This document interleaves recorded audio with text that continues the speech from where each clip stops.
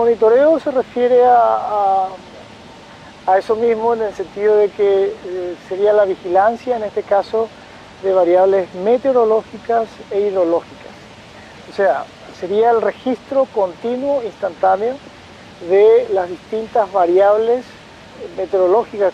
Lo que más importa en el caso de hidrología o para la consecuencia, por ejemplo, de una lluvia intensa, es la medición de la lluvia, la medición de los vientos, la medición de los niveles hidrométricos. Entonces, lo que nos afecta como cuenca principalmente son las inundaciones y las sequías. Entonces, este grupo lo que pretende es integrar las capacidades de los distintos países en un solo sistema de monitoreo, predicción y alerta hidrometeorológica. Además de eso, como está en el contexto de cambio climático, se trabaja también en los escenarios de cambio climático, escenarios a 50, 100 años adelante, y cómo a partir de estos escenarios se pueden generar políticas para adaptarse a este cambio climático. Entonces, la componente trata en primer lugar de integrar las redes de observación meteorológica, hidrológica, trata de generar predicciones a muy corto plazo para la emisión de alertas tempranas para la población y pues, como una componente más a largo plazo, usar los escenarios de cambio climático para medidas de adaptación.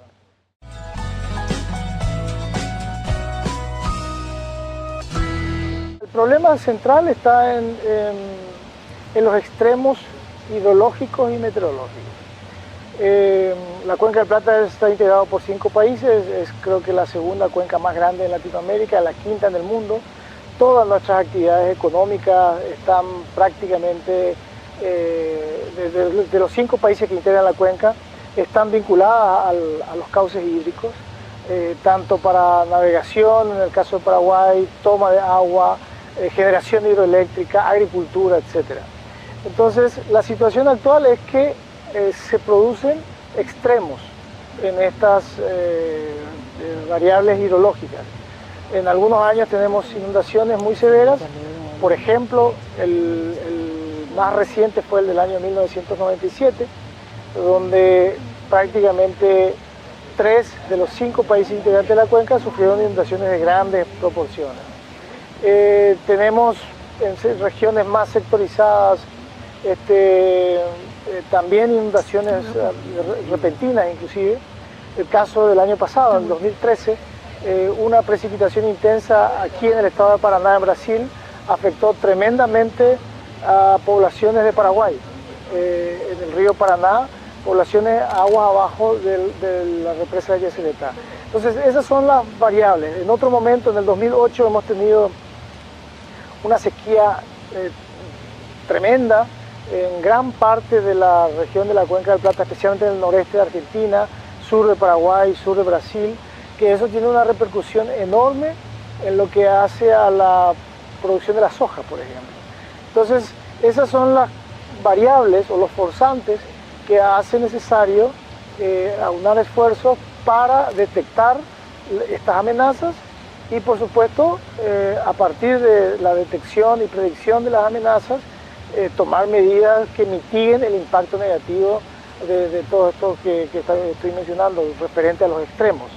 El caso más simple sería una inundación repentina.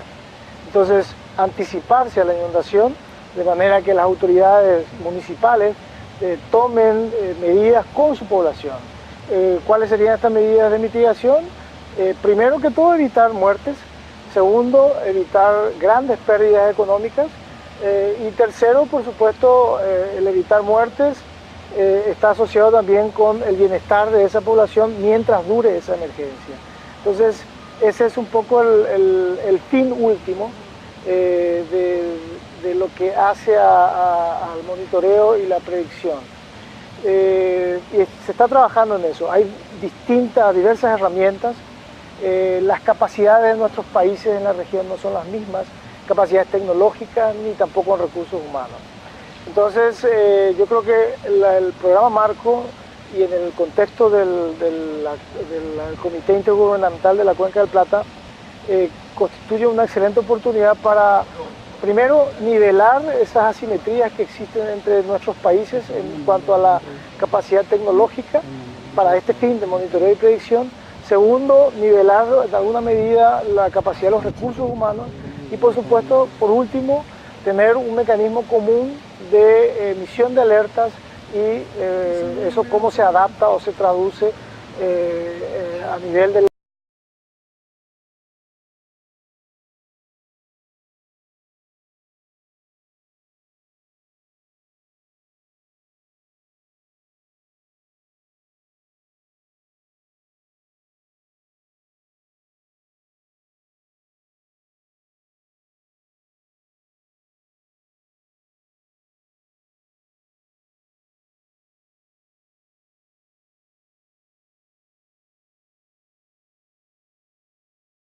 ¿qué acciones se deben tomar para poder cubrir este desnivel?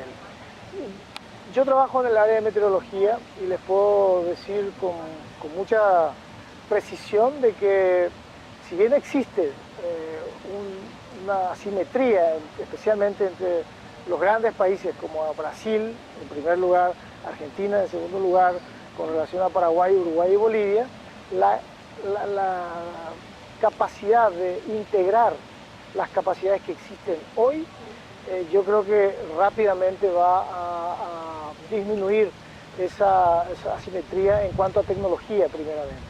La otra cuestión es, el desafío grande está en la integración de la tecnología y la integración de las capacidades en recursos humanos. Uruguay tiene muy buena capacidad desarrollada en el área de meteorología en la universidad, Paraguay en menor nivel, Bolivia más o menos igual, pero en la medida en que tengamos la disponibilidad de, por ejemplo, los resultados de modelos que se desarrollan en los grandes supercomputadores en Brasil, disponibles en Paraguay, en Uruguay y en Bolivia, también vamos a ir mejorando la capacidad de nuestra gente para interpretar eso y distribuir después a nivel local. Y a eso me refiero con la integración de los sistemas tecnológicos, pero también de las capacidades de los recursos humanos.